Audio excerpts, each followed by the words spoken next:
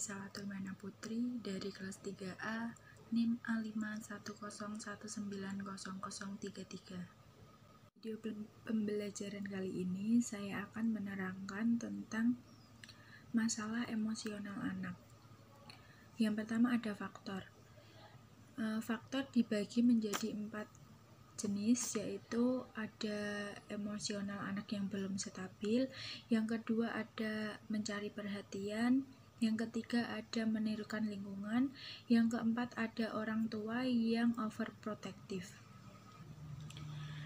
Pada emosi yang belum stabil, di situ anak pada usia perkembangan si kecil belum optimal, jadi ia masih berada di tahap autonomi atau di mana egosentrisnya itu lebih besar. Dua, ada mencari perhatian. Bila sebagaimana orang tua terbiasa memberikan reaksi yang berbeda saat si kecil mengeluarkan emosi yang berlebihan, di lain waktu pada saat si kecil hendak diperlakukan sama, ia pun akan mendramatiskan ekspresi emosional si kecil. 3. Ada menirukan lingkungan. Anak adalah seseorang peniru ulang. Bisa jadi ketika melihat orang tua bereaksi heboh terhadap hal-hal kecil yang terjadi, maka anak akan bereaksi yang sama seperti yang dilakukan oleh orang tuanya. 4. Ada orang tua yang overprotective, di mana sikap orang tua yang terlalu melindungi si anak dari rasa sakit atau situasi yang tidak nyaman justru akan mengakibatkan batas toleransi emosional anak yang rendah. Akibatnya, ketika anak mengalami situasi di luar kendalinya, ia akan merasa stres dan mengeluarkan emosi yang berlebihan tersebut. Terus selanjutnya ada sikap yang harus dilakukan oleh guru atau orang tua. Yang pertama, cari tahu penyebabnya. Biasanya anak itu marah atau emosi yang berlebihan itu karena dia merasa benar-benar sakit atau cuma memanipulasi untuk menarik perhatian lingkungan sekitar. Kedua, cobalah ajak anak untuk berbicara, seperti pada saat lagi santai atau pada saat mau tidur. Cobalah tanyakan aktivitas apa saja yang telah dilakukan hari ini.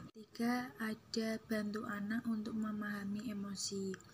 Ketika anak mengungkapkan emosi yang berlebihan, maka biarkan sejenak anak untuk mengungkapkan unek-unek atau pesan di hatinya. Setelah itu, cobalah ajak bicara dengan lembut. Yang membuat ia tidak nyaman itu apa, yang membuat ia tidak merasa resah itu apa. Coba jelaskan bahwa perilaku yang dilakukan anak itu salah. Contohnya pada saat kita lagi santai di depan rumah gitu, cobalah koreksi perilaku mereka, terus nasihati mereka. Tahan diri untuk marah. Biasanya orang tua kalau anak emosi itu tuh malah memarahi balik si anak, tidak mendengarkan unek-unek yang dikeluarkan oleh anak. Nah, itu coba tahan untuk menahan emosi, untuk tidak memarah dulu kepada anak. Ada karakteristik masalah emosional. Yang pertama, biasanya itu berlangsung dengan singkat dan tiba-tiba. Yang kedua, terlihat lebih hebat dan kuat. Yang ketiga, bersifat sementara dan dangkal. Yang keempat, sering terjadi. Yang kelima, dapat diketahui dengan jelas.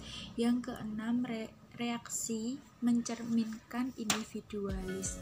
Terima kasih telah menonton video kali ini. Apabila ada kesalahan atau kurang kata, saya mohon maaf.